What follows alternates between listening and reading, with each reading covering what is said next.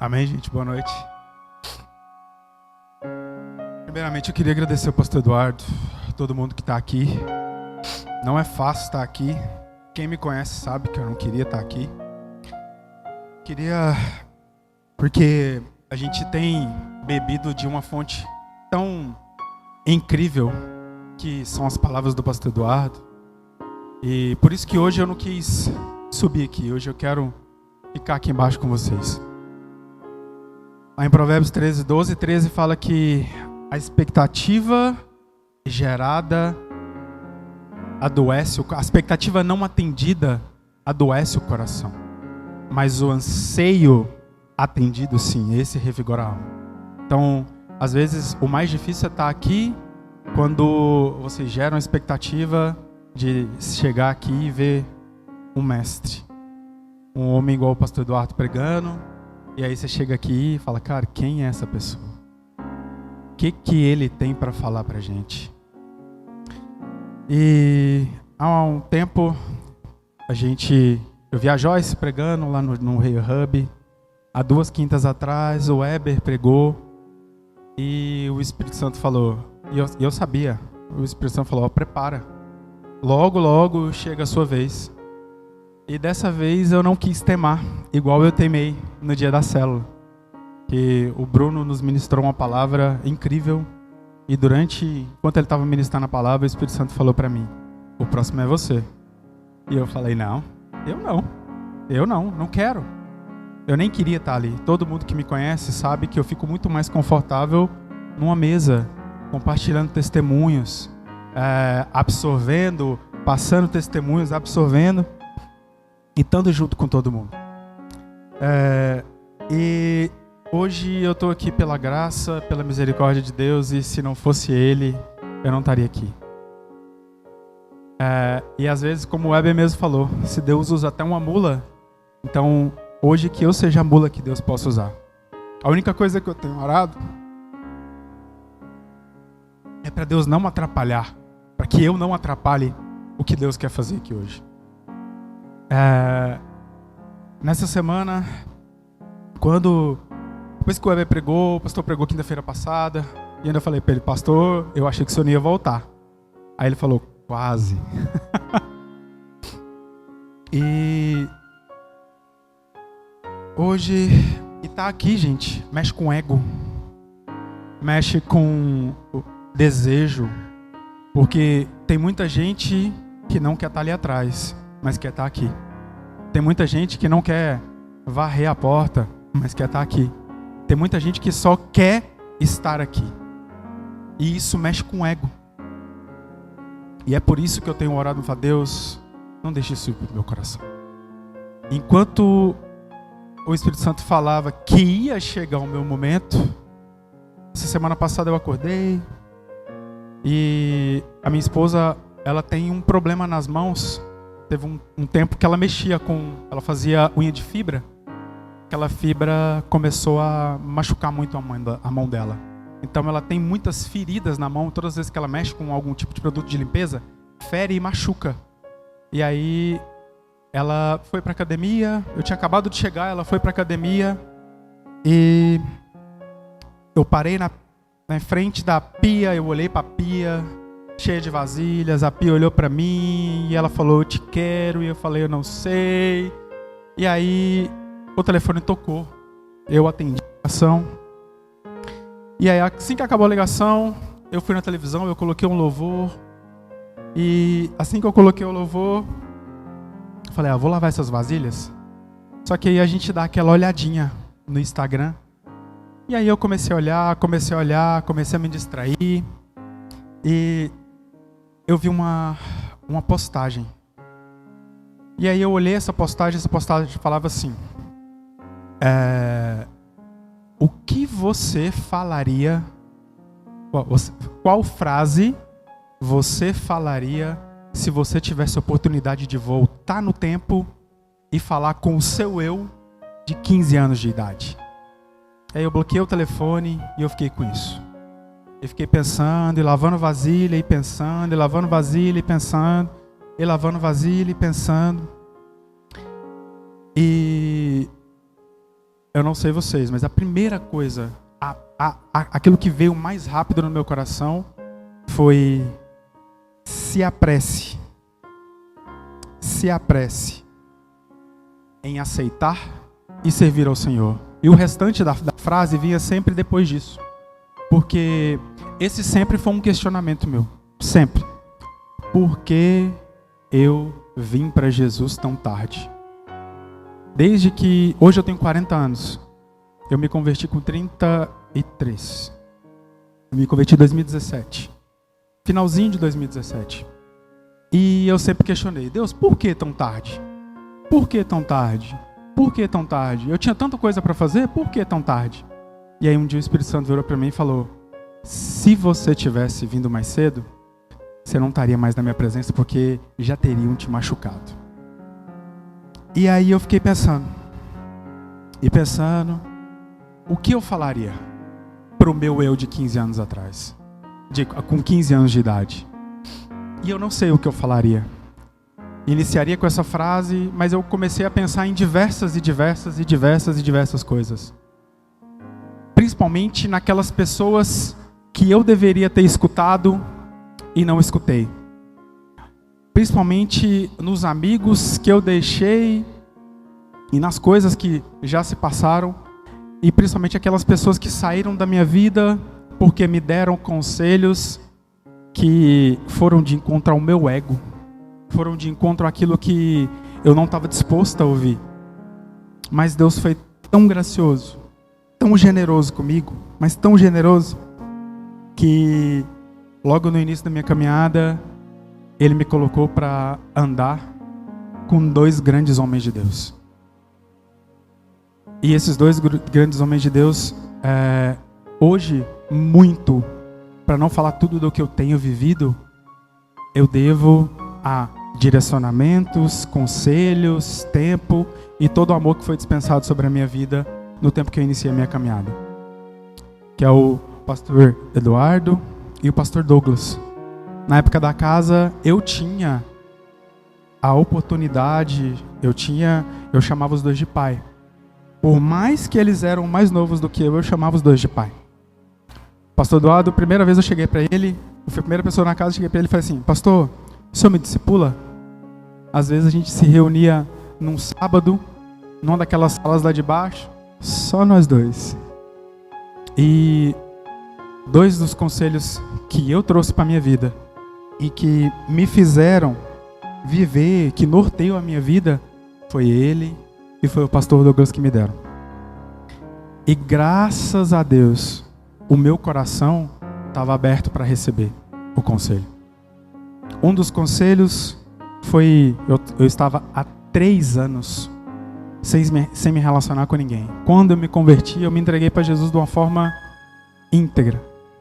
E aí o pastor Eduardo falou assim para mim um dia: filho, você é um homem de Deus. E o homem de Deus se casa com a mulher de Deus. A mulher, ela tem que ser submissa ao marido assim como o Senhor. Então, se ela serve aqui na igreja, ela vai servir o propósito, você e o casamento em casa.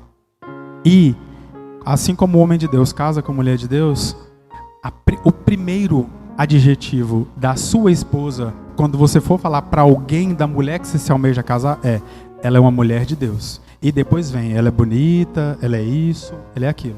Mas primeiro ela tem que ser uma mulher de Deus. E depois disso, o pastor Douglas que me deu um conselho. Ele falou: filho, você está pronto para se casar, não tá? Eu falei: tô. E ele falou: sim, eu sei que você tá.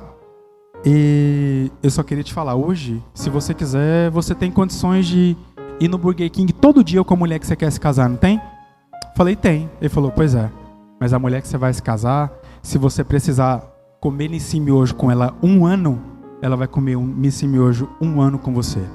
E aí, E às vezes, eu queria que você trouxesse à memória quais os conselhos mais dolorosos que você já recebeu até hoje.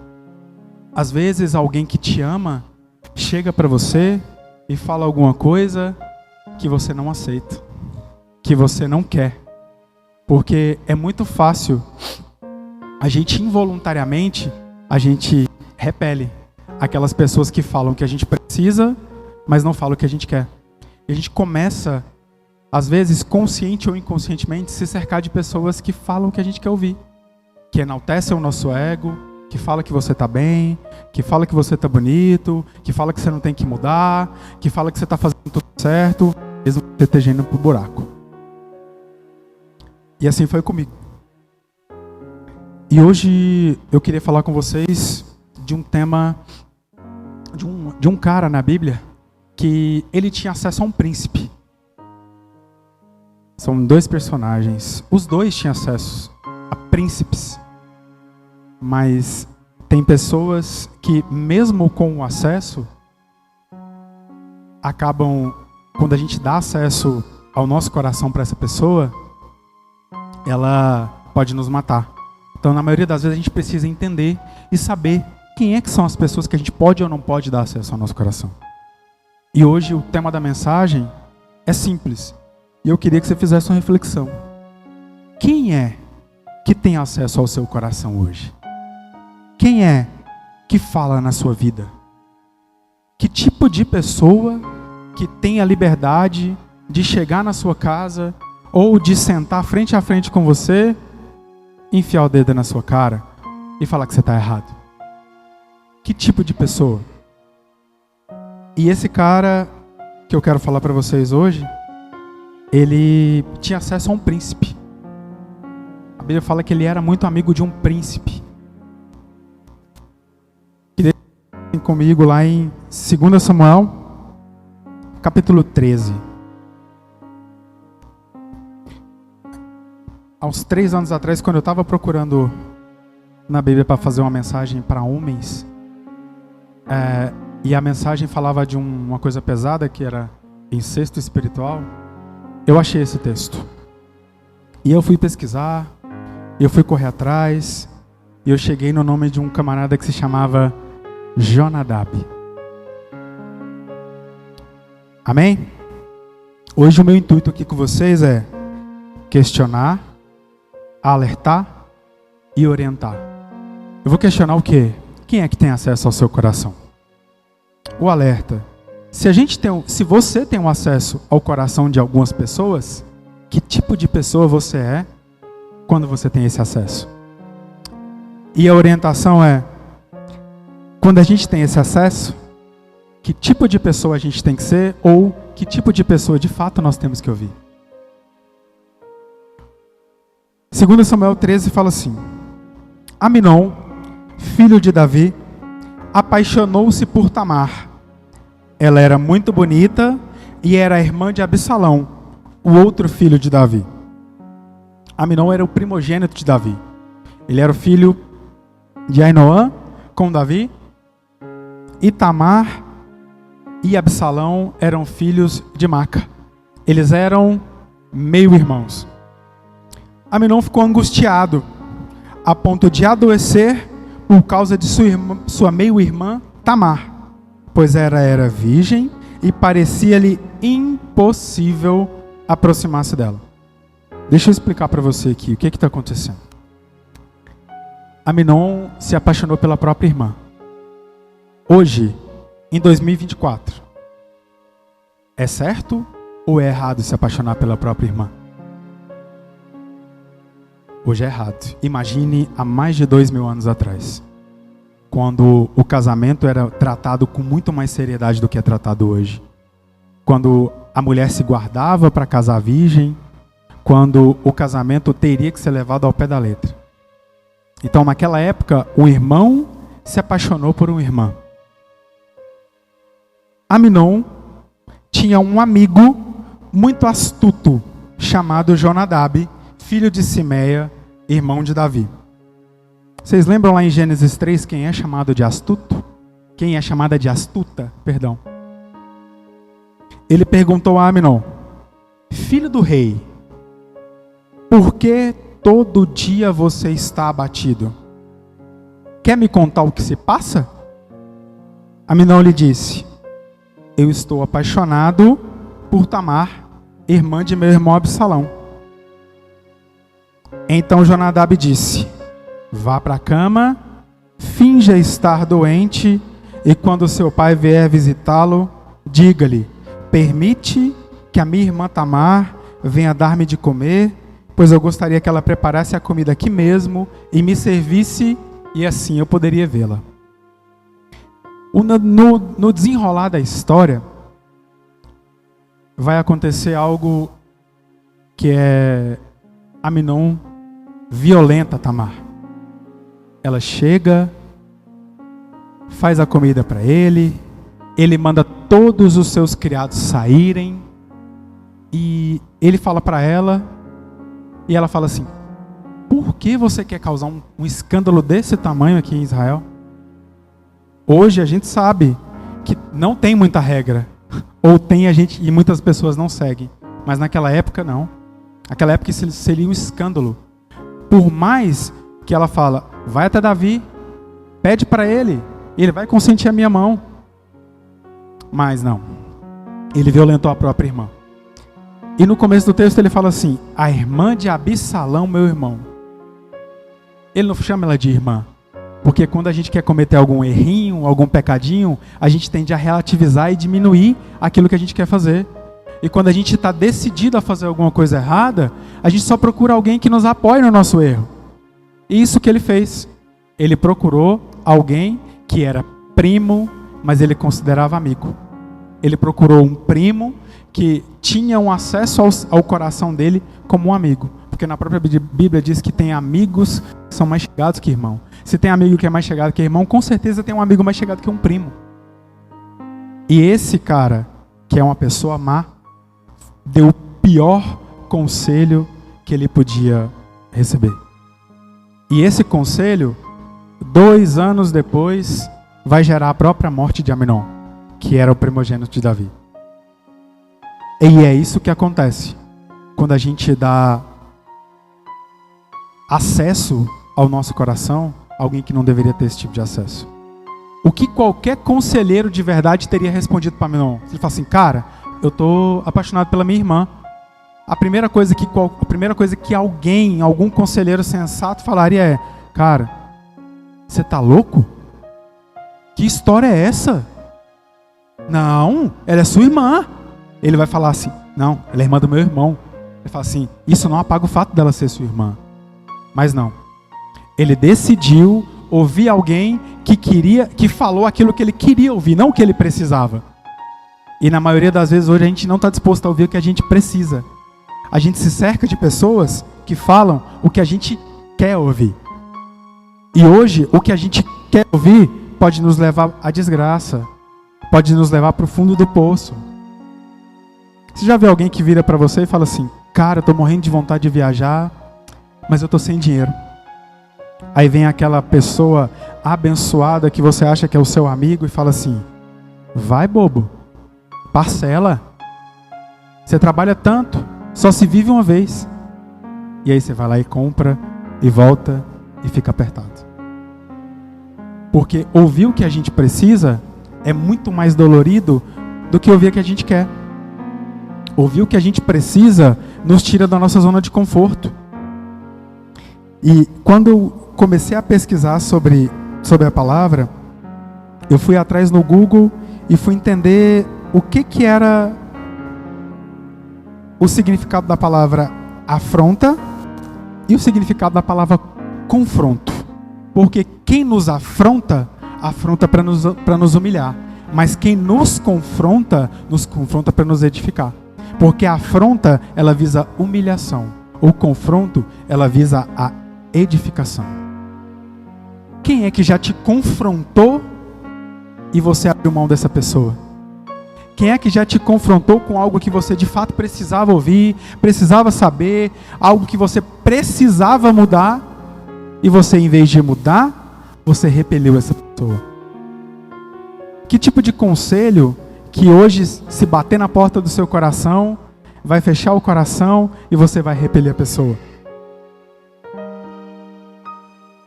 Que tipo de pessoa hoje que tem te orientado?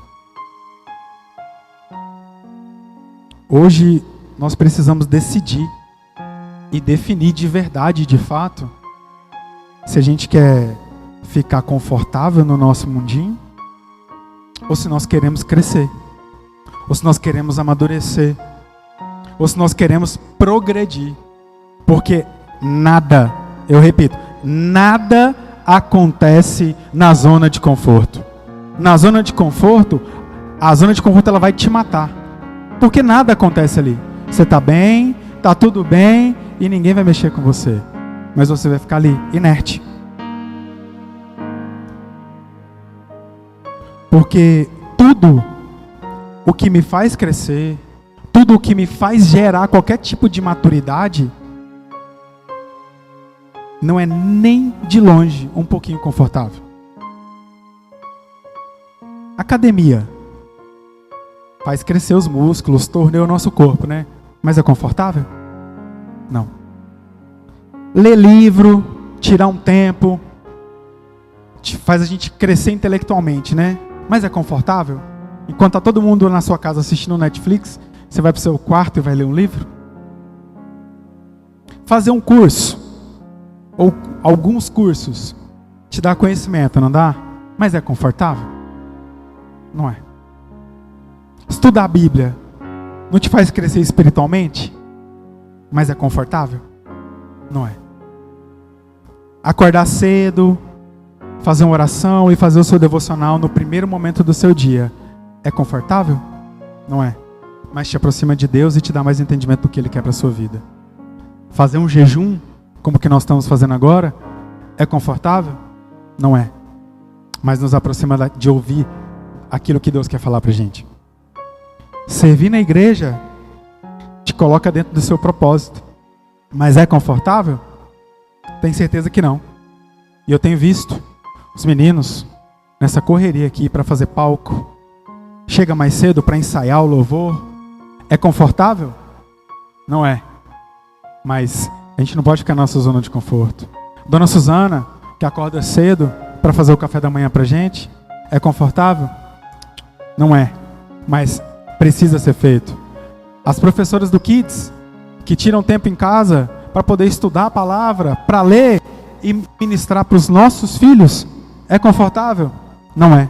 Ficar ali atrás, com o som do que a gente faz aqui, atrapalhando ali atrás, e sem ver, e sem consumir da palavra que está aqui, é confortável? Não é. Mas elas fazem por amor a Jesus. Tudo o que nós fazemos aqui é por amor a Jesus.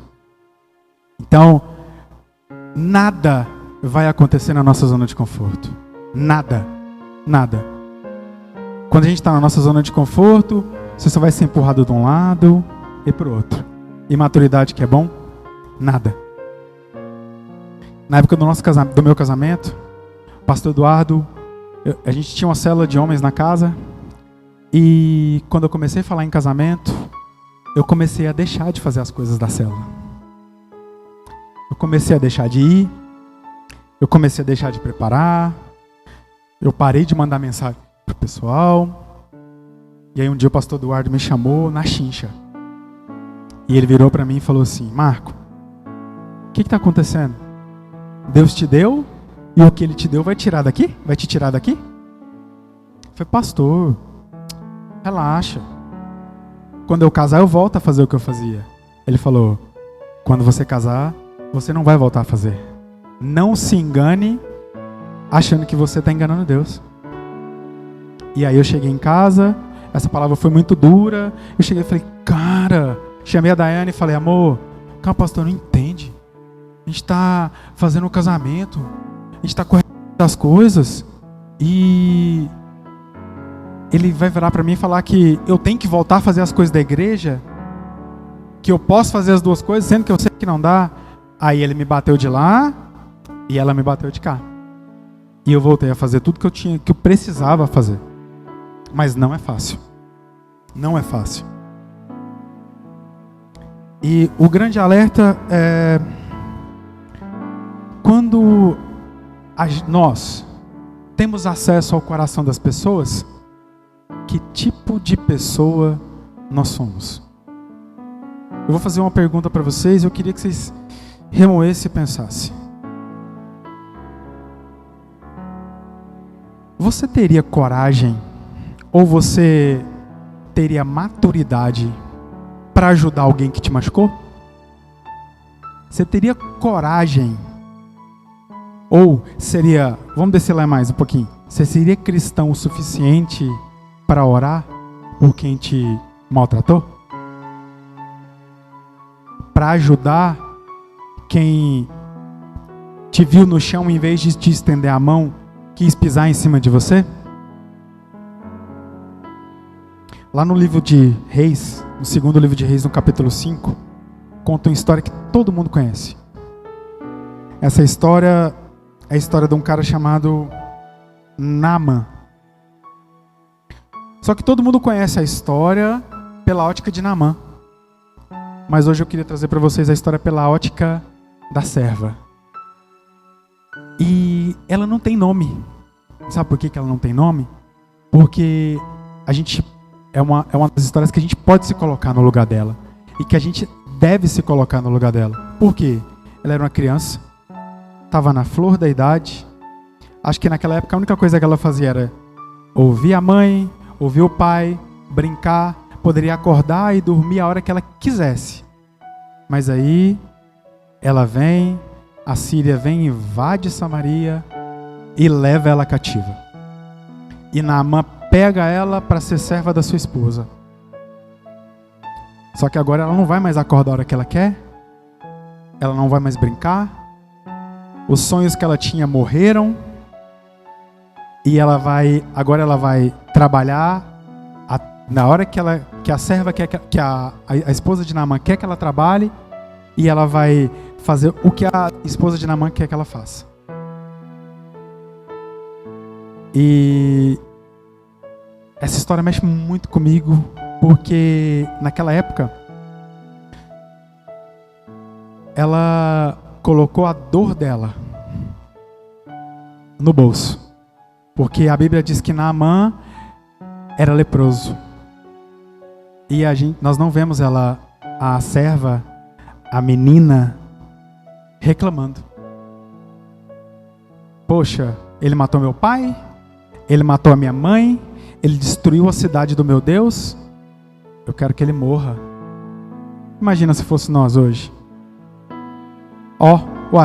Foi tocar no povo de Deus, tocou no ungido do Senhor, vai morrer assim mesmo, com a carne caindo, aos pouquinhos. Mas não. Esse cara destruiu a vida dela, a vida da família, o futuro. Mas ela teve... A gente conhece a empatia é se colocar no lugar do outro. Mas ela teve o que Jesus teve. Ela teve algo mais do que a empatia, que é a compaixão. Ela sentiu a dor do outro. Eu tenho dores, eu tenho problemas, e eu tenho certeza que todo mundo que está aqui também tem problemas. E se eu começar a falar alguma coisa, eu tenho certeza que alguém vai falar assim: o meu problema é maior. Você está falando isso porque você não sabe o que eu estou passando em casa. Mas essa menina, ela tinha perdido tudo, e quando eu falo tudo, é tudo. Mas ela teve compaixão. Ela se colocou no lugar, ela sentiu a dor de Naamã. E a primeira coisa que ela falou assim: se o meu Senhor tivesse perante o profeta que existe em Samaria. Agora imagina, um senhor que comandava um exército enorme como Naamã, como é que ele iria escutar uma serva? Porque na maioria das vezes, todos os lugares que a gente chega, e a gente chega por cima, a gente quer chegar chutando na porta. A gente quer chegar batendo no peito. A gente quer chegar falando: eu sei fazer, o meu jeito é melhor, eu faço assim sempre deu certo. Isso quando a gente tem voz, quando a gente tem poder de fala. E essa serva? Qual era o testemunho que ela carregava para ela ser ouvida por um homem arrogante como Naamã? Porque é difícil você não conhecer alguém que comanda o que ele comandava e não ser arrogante. Qual o testemunho que ela carregava a ponto dele, eu pesquisei, são de 580 a 700 quilômetros da Síria até Samaria. São 5 dias de caminhada. 5 dias. Imagina um homem se mover 5 dias de caminhada por causa da palavra de uma serva.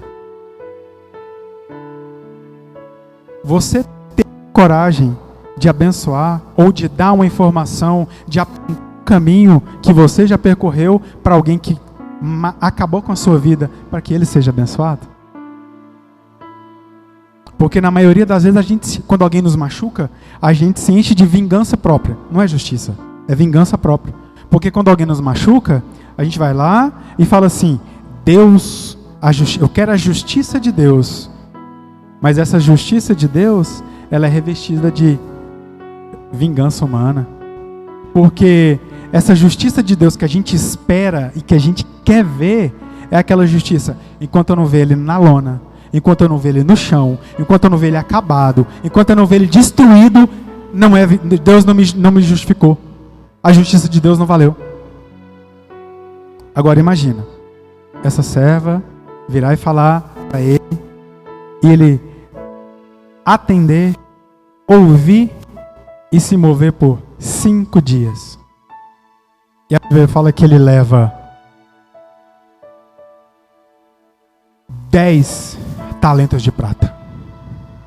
E ele leva 6.000 ciclos de ouro. Um talento de prata naquela época era mais ou menos quase 60 quilos. E um ciclo de ouro era quase 12 gramas. Vamos trazer isso para os números de hoje? E ele ainda levou 10 mudas de roupa. Vamos trazer isso para os números de hoje? Ele saiu e caminhou 5 dias, levando mais ou menos 5 milhões e 600 de prata e 22 milhões e meio de ouro por causa da palavra de uma serva. O que será que ela fazia dentro da casa dele? Qual era o testemunho dela? Como é que ela vivia debaixo de um jugo? Para ele poder se mover. Então, esse é o tipo de pessoa que nós devemos ser. É abençoar, é mostrar quem é o nosso Deus para aquelas pessoas que não sabem, não conhecem.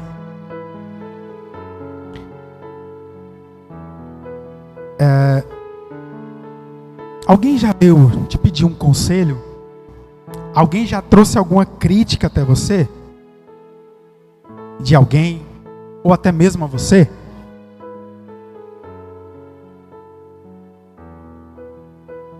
Quando a gente é confrontado, a gente às vezes foge. Inconscientemente, a gente quer sair pela tangente do que essa pessoa fala pra gente.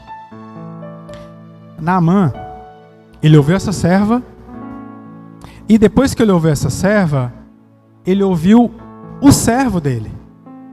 Porque quando ele chegou no rei, ele pediu para que o rei o curasse. E aí o rei rasga as suas vestes e fala: é mais uma estratégia do povo sírio para poder atacar nosso reino. Mas aí isso chega até os ouvidos do profeta, e a gente está falando do profeta Eliseu. O profeta que tinha a porção dobrada de Elias, o maior profeta da época. E ele fala: manda falar que ainda existe profeta em Israel. Manda falar que aqui tem profeta. E ele vai ao encontro do profeta. Só que nós achamos que Deus só faz de um jeito, nós nos agarramos a isso, e se Deus não fizer daquele jeito, pra gente não é Deus. O que ele esperava era que a Bíblia fala que ele esperava que o homem de Deus viesse, o tocasse e ele seria curado. Mas não é isso que acontece. Porque quando a gente acha que Deus tem que fazer alguma coisa, tem que ser extraordinário. Quando a gente acha que Deus tem que fazer alguma coisa, tem que ser daquele jeito que a gente pediu. Se não for, não serve. Se não for do jeito que eu quero, não é Deus não. E aí o coração dele de novo se inclina e ele ouve um servo. O servo fala para ele assim: cara, o profeta fala para ele que ele tem que descer, tomar 7 banhos no Rio Jordão. E aí ele fala assim: o servo dele fala para ele: se fosse alguma coisa mais difícil, você não faria? Por que você não vai? Hoje é complicado porque antes da gente escutar alguém, a gente quer medir a pessoa. Antes da gente escutar alguém, a gente cria um pré-conceito sobre aquela pessoa. E nós só ouvimos o que nós queremos, da forma que nós queremos e do jeito que nós queremos.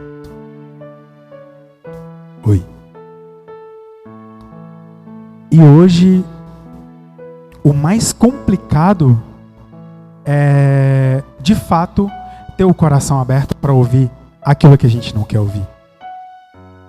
Teve um dia que quando a gente decide fazer alguma coisa, quando a gente liga para alguém para procurar um conselho, e na maioria das vezes nós queremos não é um conselho, nós queremos alguém que apoie o que a gente vai fazer. Teve uma época que eu e a Daiane, a gente estava tendo problemas no nosso casamento, mas a gente estava tendo problemas por minha culpa. Mas eu não achava que era minha culpa. E um dia eu liguei para um amigo para reclamar da Daiane.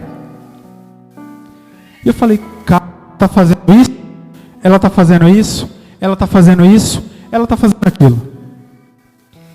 E aí ele falou assim para mim: você tá errado. Eu falei: não tô. Ele falou: você tá errado. Eu falei: não tô. Ele falou: então vocês vêm aqui em casa hoje que a gente vai conversar. Eu falei: eu vou na sua casa para você falar para ela que eu tô errado?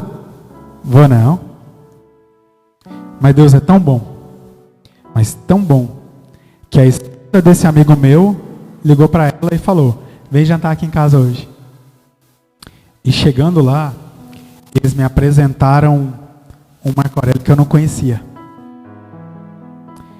E nessa noite, eu recebi o pior confronto da minha vida. Nessa noite, foi o dia que eu fui chamado de fariseu. Ele falou: beleza, como homem você não quer entender que você é errado, mas como cristão, você está errado.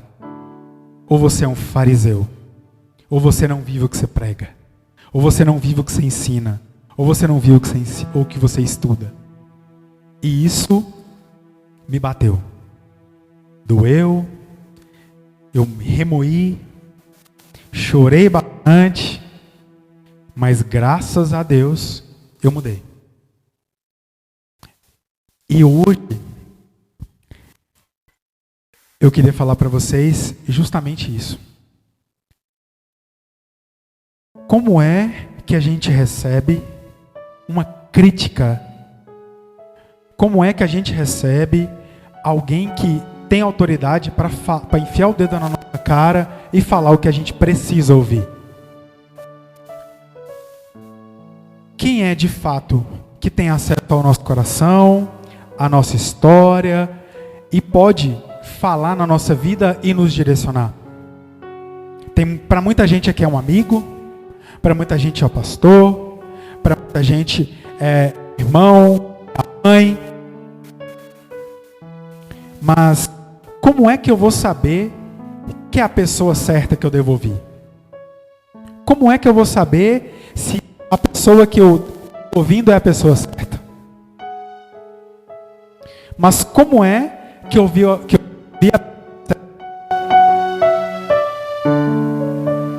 vou ouvir a pessoa certa se eu não tenho uma aliança com Deus que coloca a pessoa certa na minha vida? Como é que eu vou ouvir e me aproximar da pessoa certa? Eu resisto a qualquer pessoa que fala aquilo que eu não quero ouvir. Como é que eu vou ouvir alguma pessoa que pode mudar e direcionar a minha vida se eu não estou disposto a ouvir? Se o meu coração não está aberto, se eu estou cheio de mim, se eu estou cheio do meu orgulho e não tenho coragem de ouvir.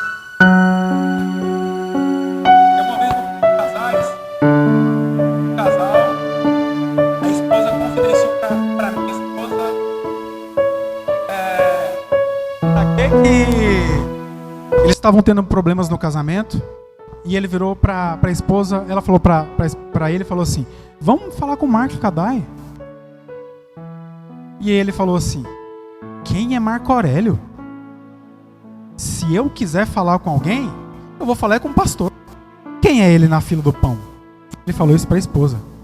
E a esposa falou para minha esposa. E a forma que eu encontrei para poder servir e para poder mudar isso foi, teve um dia que o pneu do carro dele furou. E a primeira coisa que eu fiz, eu falei, não se suja. Eu vou trocar o pneu do seu carro. Eu vou fazer isso por você. Então a primeira coisa que a gente consegue agradar, ou acertar, ou acessar o coração de alguém, é servindo essa pessoa, é honrando essa pessoa. Por mais que essa pessoa te desdenhe, mas se a gente conseguir acessar o coração dela, com honra, não tem como a gente não acessar o coração dessa pessoa. E é aquilo que o pastor Eduardo falou numa reunião pra gente, que nós aqui temos que ter uma cultura de honra. E hoje, eu queria que você ficasse de pé. Coloque a mão na sua cabeça, por favor. Eu queria que você orasse comigo, para que Deus trouxesse à sua memória todas os conselhos que você já recebeu e que você repeliu, as pessoas que você repeliu e as pessoas que você tirou da sua vida porque no momento falou aquilo que você não queria ouvir, mas que falou que você precisava ouvir.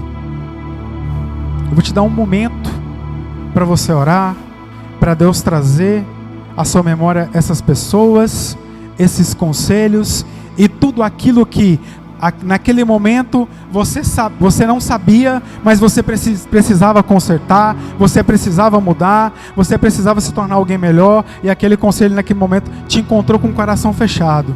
Mas hoje eu queria que você trouxesse à memória todos aqueles conselhos que naquele momento você julgava ruim, você julgava errado, mas que hoje Deus pode colocar no seu coração aquelas palavras antigas que você precisa orar, que você precisa mudar, aquelas palavras que vão te levar para um outro nível, aquelas palavras que vão te fazer alcançar o degrau que Deus quer que você faça. Senhor, obrigado por mais essa noite, Pai. Obrigado por cada um que está aqui, Jesus. Obrigado porque eu sei que o Senhor escolheu a dedo quem deveria estar aqui, Senhor. Obrigado, Jesus, pelas palavras que cada um já recebeu, Senhor. Obrigado, Jesus, pelo coração de cada um que está aqui.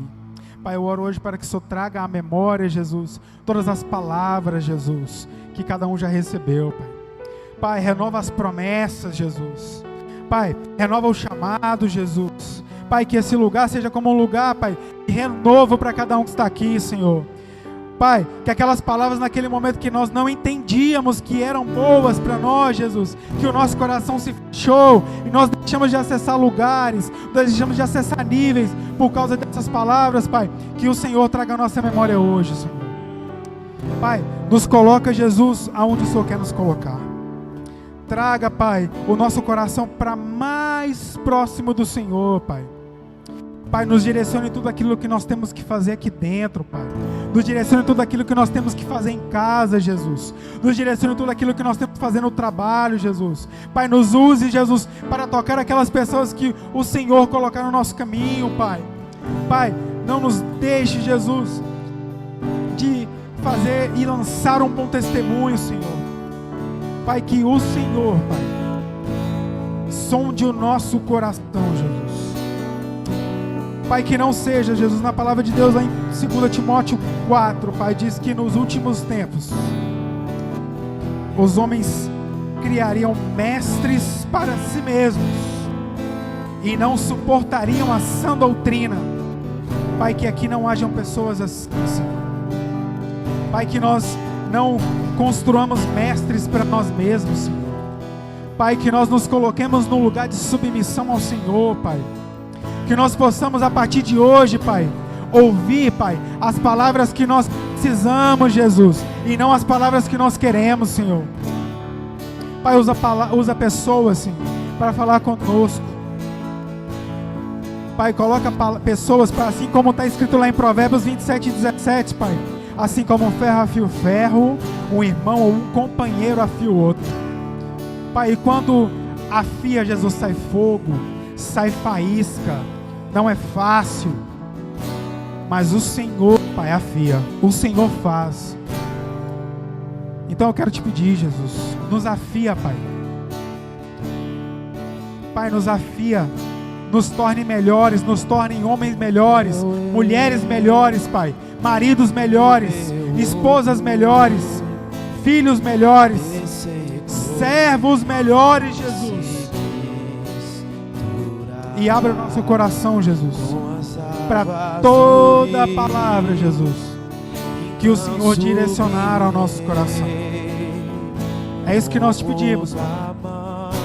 Em nome de Jesus.